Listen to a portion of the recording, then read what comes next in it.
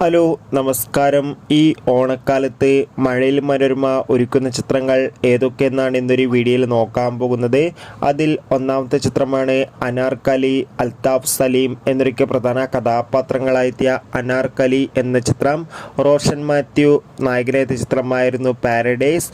അതോടുകൂടി തന്നെ ഉർവശി, പാർവതി എന്നൊക്കെ പ്രധാന കഥാപാത്രങ്ങളായെത്തിയ ഉള്ളൊഴുക്ക്.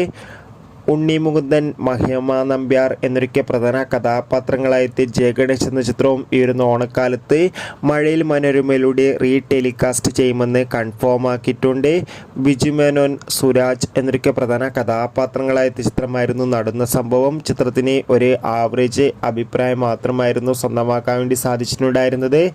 ചിത്രവും ഈ വരുന്ന ഓണക്കാലത്ത് മഴയിൽ മനോരമയിലൂടെ സംരക്ഷണം ചെയ്യുമെന്ന് കൺഫേം ആക്കിയിട്ടുണ്ട്. ദിലീപ്, ജോണി ആൻ്റണി, ധർമ്മജൻ എന്നൊക്കെ പ്രധാന കഥാപാത്രങ്ങളായെത്തിയ പവി കെയർ ടേക്കർ എന്ന ചിത്രവും ഈ ഒരു ഓണക്കാലത്ത് മഴയിൽ മനോരമയിലൂടെ സംരക്ഷണം ചെയ്യുമെന്ന് കൺഫേം ആയിട്ടുണ്ട്. ചിത്രത്തിനായി കാത്തിരിക്കാം.